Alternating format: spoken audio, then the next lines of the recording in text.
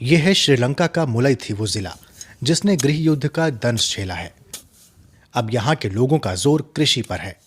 सिवगनाना सुंदरम के पास 5 एकड़ जमीन है और वो कड़ी मेहनत करके इस पर खेती करते हैं। वो अपने दम पर ही ये काम पूरे जोश से करते हैं, लेकिन अब वो थका हुआ महसूस कर रहे हैं।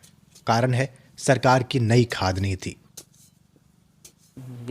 सरकार ने हमें कहा कि हम प्राकृतिक खाद इस्तेमाल करें और ये भी कहा कि सिंथेटिक खाद नहीं दी जाएगी। हमने वही किया, लेकिन अब हमें नुकसान झेलना पड़ रहा है।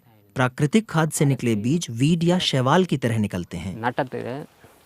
राजपक्षे की सरकार ने 2021 में कहा था कि वो रासायनिक खाद का आयात नहीं करेगी और उसने सिर्फ नेचुरल खाद का उपयोग करने के लिए कहा था।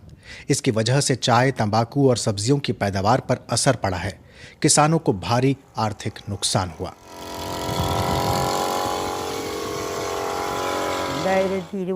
2020-21 में हमें खेती के बाद धान के 25 से 30 बैग मिले। इस बार 5 से 10 बोरियां तक नहीं निकली। नेचुरल खाद इसका सबसे बड़ा कारण है। यूरिया के बिना खेती मुमकिन ही नहीं। बाजार में खाद की किल्लत है, इसलिए किसान अपनी फसल के लिए सही समय पर खाद इस्तेमाल नहीं कर पा रहे। पैदावार 70% गिर चुकी है। हालांकि प्राकृतिक खाद नीति को काफी हद तक हटा दिया गया है, लेकिन केमिकल युक्त खाद का भाव तेजी से बढ़ा है। 50 किलो की बोरी जो पहले 1800 श्रीलंकाई रुपए में बिकती थी, अब वो 32,000 रुपए में मिल रही है। पैदावार कम हो रही है और ईंधन की कमी से पैदावार की बिक्री भी प्रभावित हो रही है।